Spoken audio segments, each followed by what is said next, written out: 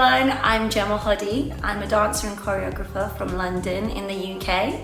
Currently, I am based in Dubai. I'm teaching for UDO Academy Dubai, as well as freelancing as a dancer and choreographer.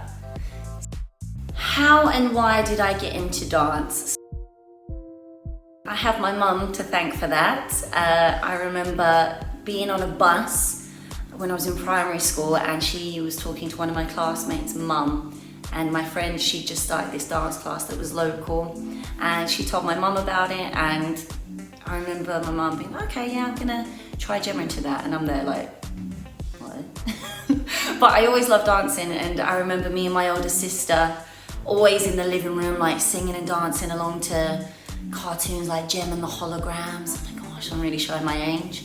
And whenever friends and family would come round, my mum was always like, oh, Gemma, do that dance. You know, show me dancing. I was like, oh my gosh, okay, cool. So yeah, my mum took me to this dance class, the Jenny MC School of Dance, when I was 9.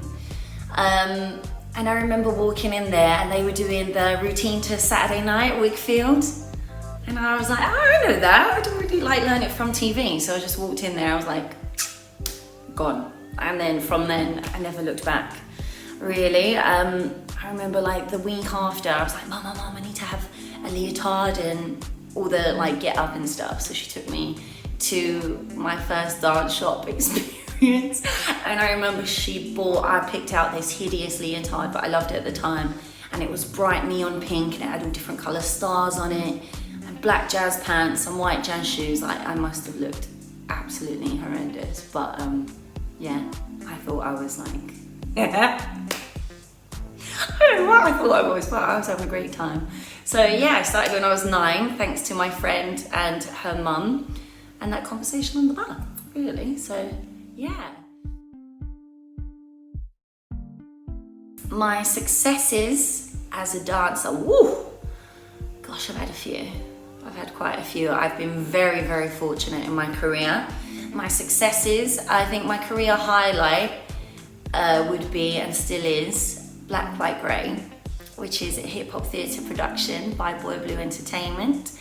And we toured that production worldwide for like 3 years, I think. It was a really successful show and I was very blessed to be a part of it. I think I've been in Boy Blue for 10 plus years and always auditioned for their big productions. And I'm going to tell you this story because it's an important lesson. I always worked really hard, and still do, as we all do as a dancer. We always have these big ambitions and we want to really succeed and do well. And I remember just working so hard and always auditioning for the big productions that would come out like every few years. And I would always get quite close, but not quite there. And I remember that crushing feeling where you just put everything into it. You always hope for the best, but you kind of know that, oh, do you know what? I don't think I'm going to get it because I don't know if I did my best, or I could do this better, I could do that better. And then you have that heart-sinking feeling when you don't get it. But you keep on, you persevere, and you're like, okay, I didn't get it for a reason, so I'm going to work even harder next time, and da-da-da. And I remember, anyway, auditioning for this show like 3 years ago. There must have been, I think, 150 dancers from across the country and across the UK that auditioned for this show. And there was really intense, as all the auditions are for the big shows, really intense audition. If you've seen the show, you know how physical it is, so you can imagine what these auditions were like if you weren't there. But 150 dancers, whittled it down, you get through the full day audition, you get to the callback, and then that's another really rigorous day of auditioning. It's styles, it's freestyle, it's, oh my goodness, it's acting, it's absolutely everything you can imagine. And then you go for a third audition, and then there's only like 11 of you in the room, you know, there's 8 spots. You're like, wow, this is really tough now. So yeah, you go home, try your best to forget about it, but you can't forget about it. And then, best day of my life, I remember I was in Russia and I got the email to say that I'd been selected for a cast of 8 out of 150 dancers.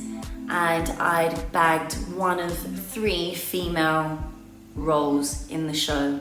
So the proudest moment I can't even explain to you. Like, yeah, it was a massive, massive deal. So yeah, and I've got to tour the world doing not only that job, but teaching, judging for UDO, examining the world over. I've seen a lot of the world.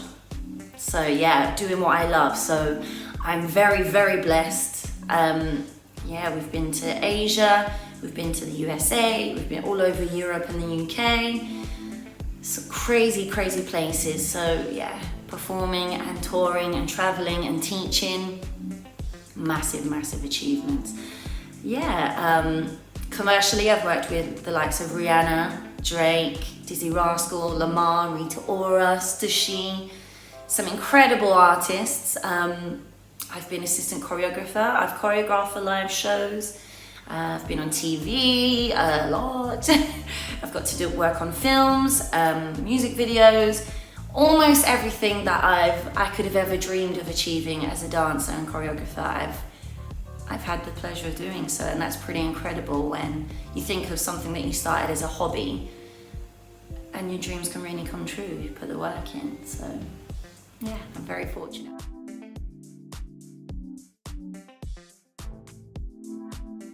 What motivates me? Ooh. I think first and foremost is just the passion that I have for dancing and the love that I have for dance. Like, it's the one thing that I do that makes me happiest above all else. So I think the want to always want to be better is, in a great way, always motivates me to keep dancing, to keep training, to keep trying.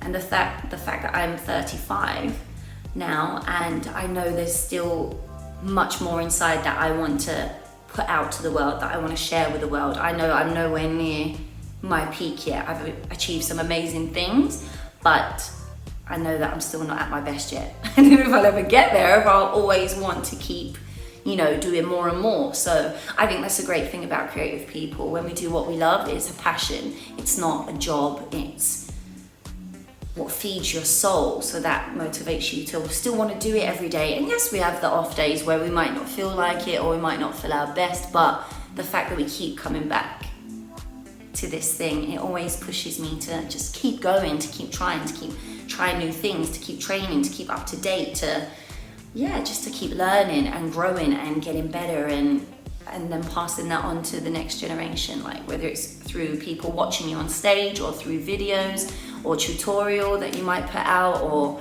going to a different school, a different country and sharing your knowledge. There's always something different to do. So yeah, first and foremost is the love that I have for dance always motivates me to be better. And definitely a story that not many people know about me is that I was very unwell as a kid. I was diagnosed with juvenile rheumatoid arthritis when I was about 2, 3, like when I was very young. So I did struggle with everyday things, like I couldn't walk very far, I couldn't do stairs. It's just a demobilizing chronic disease. So yeah, being a professional dancer was never really on the cards, especially when I was younger.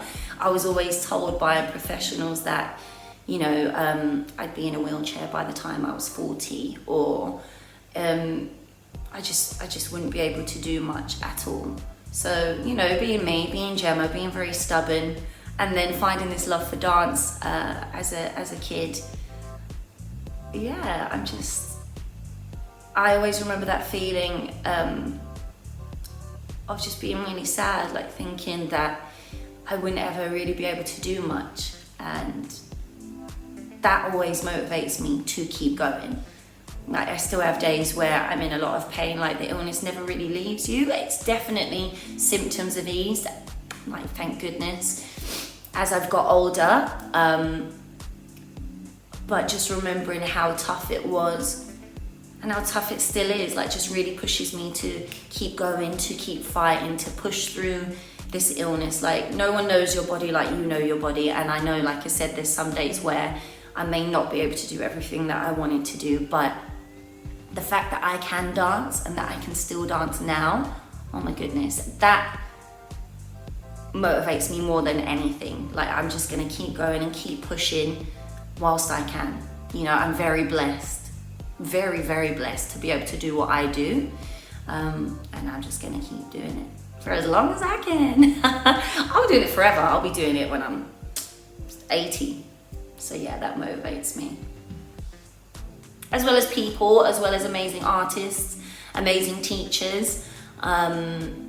Obviously, as a member of Boy Blue, I've got some amazing teachers in that faculty that I really look up to, and they've always pushed me, really pushed me to be better.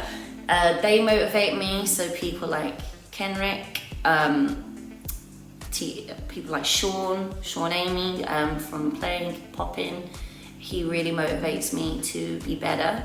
They're both very like tough love teachers, but they know what they're talking about, so yeah. All right guys, love you lots. I'll see you soon, and thank you to the You Do It Dance Foundation for having me today.